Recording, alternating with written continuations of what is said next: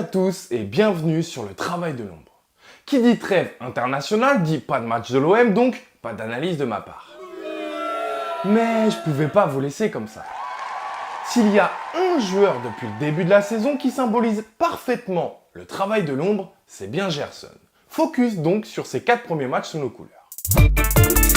Et pour vous montrer tout ce travail, effectué par celui qui vient d'honorer sa première sélection avec le Brésil pendant cette trêve internationale, j'ai choisi de m'attarder sur tous ces appels effectués qui profitent à ses coéquipiers. Et pour ça, on va pas se compliquer la tâche, on va tout simplement prendre les séquences par ordre chronologique. Et on va commencer par un mouvement qui, vous allez le voir, va énormément se reproduire, puisque c'est sans aucun doute une des consignes du coach. Et c'est diablement efficace. Lorsque l'on parvient à écarter sur notre ailier gauche, en l'occurrence ici De La Fuente, Gerson va quasiment systématiquement effectuer un appel dans le demi-espace, entre le latéral et le central adverse. Ça ouvre l'espace à l'intérieur pour ce dernier, où ici, ça permet à Payet d'être dans une position très intéressante, à la limite du hors-jeu. Séquence suivante, à peine une dizaine de secondes plus tard, et autre mouvement qui va beaucoup se répéter. Ici, on va voir que Payet et Gerson ont permuté. Le Brésilien décroche et aspire par son appel le central adverse, libérant cet espace dans lequel soit Payet, soit De La Fuente peut s'engouffrer. Ici, c'est l'Américain qui va en profiter juste après ce dribble. Regardez la distance qu'il y a entre ces deux joueurs. Sans le travail en amont de Gerson, on peut imaginer assez facilement le Montpellierin par ici en couverture. Vous comprenez? Résultat, action très dangereuse. Là encore, à peine une dizaine de secondes plus tard, et rebelote. Appel dans le demi-espace pour ouvrir le cœur du jeu, et c'est De La Fuente et Payet qui vont encore en profiter avec ce but malheureusement refusé pour hors-jeu. Donc, vous le voyez, en à peine 3 minutes de jeu, Gerson n'a touché aucun ballon. Et pourtant, il s'est déjà avéré décisif, qui plus est, à plusieurs reprises. Poursuivons. Petite variante ici, avec toujours cet appel dans le demi-espace, mais cette fois, il sera servi.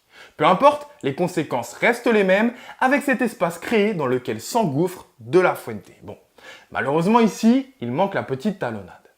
On est toujours dans le premier quart d'heure avec cet énième mouvement. Cette fois, ça se passe dans une zone plus décisive, où il aspire complètement le latéral adverse en effectuant cet appel au premier poteau, ce qui par conséquent libère complètement, encore et toujours, Konrad. Tiens, la séquence suivante est, je trouve, très intéressante et témoigne de toute l'intelligence du Brésilien. En temps normal, il aurait dû effectuer son appel comme ceci. Mais le fait d'être en position si haute, avec des lignes adverses très resserrées, rend beaucoup plus complexe la création d'espace au cœur du jeu. Alors plutôt que de venir étouffer son partenaire, eh bien il va simplement se montrer disponible pour une éventuelle prise d'appui. Ici, Konrad optera pour la solution individuelle qui est finalement rendue possible par Gerson, vous comprenez? Là aussi, tout comme précédemment, on retrouve Gerson qui effectue cet appel rectiligne et non vers le second poteau, laissant l'espace à De La Fuente pour s'y montrer. Ici, nouvel appel dans le demi-espace qui profite toujours aux deux mêmes pour combiner. Et ici, on retrouve la permutation Payet-Gerson et cet appel de notre protagoniste qui attire le central pour libérer un bel espace à Dimitri. Voilà pour ce qui m'a plu à Montpellier. Alors vous allez me dire, oui, mais des joueurs qui font des appels de balles pour les autres, il y en a tout le temps et à tous les matchs. Et vous avez raison, mais chez Gerson, cette faculté est particulièrement exacerbée. Alors pour la suite, permettez-moi d'accélérer un petit peu les choses et pourtant faites-moi confiance, il y a tout autant de séquences, mais je ne voudrais pas que ça devienne trop long et trop répétitif. Contre Bordeaux donc, on retrouve cette permutation Gerson-Payet et cette course qui attire la défense et écarte les lignes pour créer cet espace dans lequel Payet tentera de s'engouffrer. 34e minute de jeu et vous la reconnaissez sûrement, c'est l'action du premier but. Et vous ne serez donc pas étonné de retrouver le même appel de notre numéro 8. Sauf qu'ici, il y a ce Bordelais qui ferme la porte pour De La Fuente. Gerson sera donc cette fois servi et vous connaissez la suite avec cette superbe passe décisive. Là encore, énième grosse course pour faire reculer la défense et faire profiter son partenaire. Et en même temps, parfois, grosse intelligence de jeu pour savoir rester dans sa zone. Une séquence qui n'est pas sans rappeler celle-ci évoquée en amont, n'est-ce pas? Allez, on passe au match de Nice et commençons par ces images que j'aime beaucoup.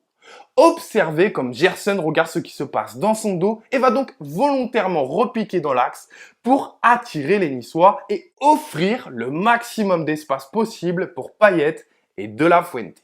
Malheureusement ici, le renversement de jeu sera trop lent, ne permettant pas de profiter de ce travail. Gay aurait dû renverser le jeu par lui-même sans intermédiaire, mais ceci est un autre sujet. Nouvelle action très intéressante où on va retrouver bon nombre de principes et Gerson à plusieurs reprises pour aboutir à une action dangereuse. Et là encore, des images qui doivent vous en rappeler d'autres où je réclamais cette fameuse talonnade qui aurait été faite cette fois-ci. Légère variante pour celle-ci, avec cette fois un appel entre les centraux. Et enfin, terminons à Nice avec celle-ci, où il attire pour la énième fois central et latéral adverse pour libérer son ailier. Et enfin, bouclons son début de saison avec des images du match face à Saint-Etienne. Et encore un appel de balle qui fait reculer la défense entière pour libérer cette zone en retrait dans laquelle Payet va recevoir le ballon. Ici, même si ça n'aboutira à rien, son appel va là aussi libérer grandement la zone en retrait pour Rongier. Et puis, dans le genre qui n'aboutit pas, je peux ajouter celle-ci, où il attire pas moins de 3 Stéphanois qui libèrent cet espace dans lequel Payet aurait pu faire un appel. Mais terminons tout de même avec un appel utile comme celui-ci, où là aussi, il aspire 3 verres pour offrir dans le couloir gauche un 2 contre 1 à jouer. Donc, vous le voyez, si parfois vous le trouvez discret, ne vous faites pas berner parce qu'il travaille énormément dans l'ombre pour mettre ses partenaires dans la lumière. Je trouve d'ailleurs qu'on en a presque abusé parce que parfois, bien souvent même j'ai envie de dire, il était la meilleure solution et on ne l'a pas servi. Voici donc un florilège d'images aux séquences à laquelle je fais allusion. Et je vous partage que quelques-unes d'entre elles qui auraient pu lui permettre d'être décisives par un dernier ou un avant-dernier geste, parce que si j'ajoute en plus les oublis durant la construction, ça serait beaucoup trop long. Espérons tout de même que ce premier but sous nos couleurs débloque un peu tout cela, mais à vrai dire, je suis pas inquiet parce que avant ce but, j'ai justement pu constater de l'amélioration dans ce domaine. On le recherchait davantage. Et donc, qu'il y ait le but derrière, vous le voyez, il n'y a pas vraiment de hasard. Alors, tirez les conclusions que vous voulez sur le début de saison de Gerson, mais maintenant que je vous ai montré ce qui vous a probablement échappé, vous avez dorénavant toutes les cartes en main. Voilà, j'espère que ce petit hors-série vous aura plu. On se retrouve bien évidemment dès la semaine prochaine pour l'analyse du match face à Monaco. Et allez l'OM!